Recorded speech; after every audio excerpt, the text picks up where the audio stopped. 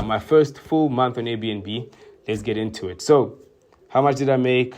What were my costs? How did I get robbed? I'll tell you all about it. Ladies and gentlemen, boys and girls, welcome to Themba Kevin Network. I am Themba Kevin. So in my first full month on Airbnb, like I said, I made just upwards of 25,000 Rand. I pay 9,000 Rand rent. I pay about 1,000 Rand in electricity, 600 Rand on Wi-Fi, and about 1.5 in ad hoc cleaning fees, which comes down to a total spend of 12,000 Rand. So that's 13,000 Rand profit, which is actually the amount of rent I pay for. We actually stay with my family, so we basically live rent free. But how did I do it? How did I get started? So the most important thing when it comes to Airbnb is location. And luckily for me, the location chose me, not the other way around. I was actually renting the apartment, and the apartment next to me was an Airbnb. So I could see the occupation rate. I could see how many cars are parked in the parking next door to mine. I could see how often they have guests. So when I said then, I made a strategic decision to move out of my apartment and put it on Airbnb.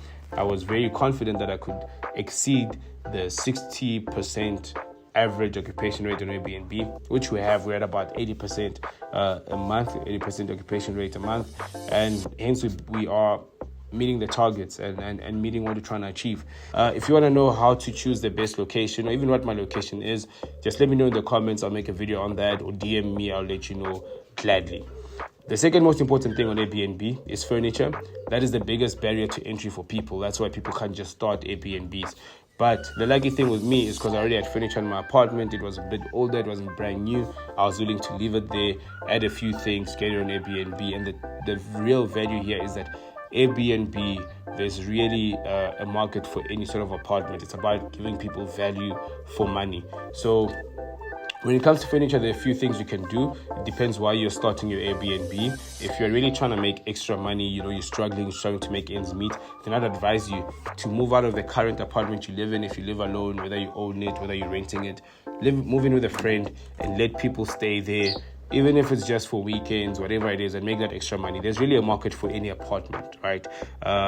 And if you're like me, I have a job, I have incomes. I can go to people that own properties and say, hey, I see your place is vacant. I'd like to rent it. Here's my pay slip. I'll pay you every month, no fail. And it's also in my best interest to make sure that your place looks good. If something breaks, I'm going to fix it first. If there's a leak, I'm going to fix it first, because I'm entertaining guests there, so it's in my best interest. So that's the second way you get started. And if you have the capital to furnish your Airbnb, it's really good because you can set the mood and set the tone and set the vibe. And that goes a long way in Airbnb. So if you do have the capital, just make sure you don't overspend, because you never know what guests are doing there. Some people are there to party, to do weird things, and you don't want your expensive furniture to get messed up, right? So just know how much to invest. So like I said, there are some caveats. When in my first month on Airbnb, I did get robbed. There is a guy that has a syndicate around the area where my Airbnb operates. He robbed me. Went to a police station, realized that he's done that to a few more people, but I was able to claim all of that from Airbnb through air cover, because the guy was verified. So Airbnb was willing to pay me back on that.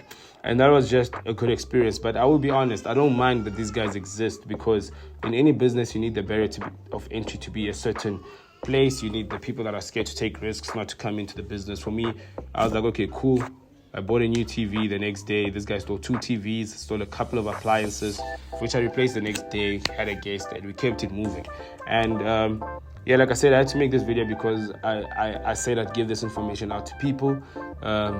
And these are people at different levels. Some people are literally trying to retire and saying, I want to own a home, but I'm not going to be there sometimes. So I said, put it on Airbnb. Some people, like I said, are like, listen, my levies are just too high. I want to move, try something else, but I have a place that's furnished, put it on Airbnb. Some people are like, I have money, bro. How do you do it? I'm like, put it on Airbnb. I'll give you that advice. And I do the same for guys that want to get into e-hailing, guys that have cars that they hardly use. And they make like 2,000 a week from that. So really the opportunities are endless in terms of making money, and you just have to not be attached to your properties and the things you have, and just be more flexible. And that's where the world is going.